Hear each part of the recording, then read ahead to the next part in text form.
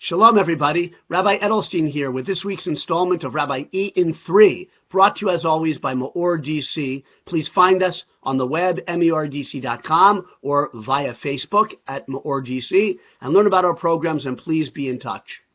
I'm going to begin with a quotation. I can't do any British accent or any kind of impression, but these are famous words. I have nothing to offer but blood, toil, tears, and sweat. Name the author, name the speaker, Winston Churchill, May of 1940, as he addressed the House of Commons upon becoming Prime Minister to rally the spirit of England against the Nazis in a very dark moment. He had nothing to offer, he said, but blood, toil, tears, and sweat. Sounds kind of bleak, huh? Thank God that war turned out. The England was victorious. As we know, the Allies, America, were victorious. There was a happy ending, or, well, a dark night for human history, but a happy ending ultimately.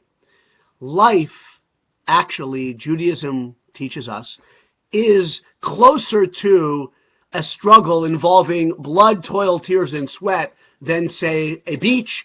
We like to think life's a beach, just, six packs and blast those tunes and just chill out. Yeah, there's time for that, of course, but that's not the essence of life. Life is closer to what Churchill was saying with regard to the war. It's a struggle. It's a struggle Judaism teaches between our body and our soul, our nobler and loftier ambitions and aspirations for repairing the world, for elevating ourselves, and earthly desires and egotism. The battle between the Yetzer Tov, the quote-unquote good inclination, and the Yetzer Hara, an inclination towards disconnection and towards immediate gratification. That's a deep, deep insight that both the Torah and then the sages in exploiting the Torah bring out over and over again. Life is a struggle. We see that in this week's Torah portion, Vayishlach, in the book of Genesis. Jacob wrestles all night with a mysterious figure. This is the night before he encounters his flesh and blood brother Esav, whom he hasn't seen for more than 20 years. But the night before this fateful encounter, he has a mysterious wrestling match with a, quote, man. Our sages tell us this man is an angelic being, an angel that is the guardian angel of his brother Esav, and that also represents the force of evil within the world, within Yaakov himself, within all of us. He has a wrestling match with the Yetzer Hara, the evil inclination. Now, it's a very, very deep story, very deep account, a lot of stuff going on. I'm giving you one angle through which to view it. But we see it's a struggle.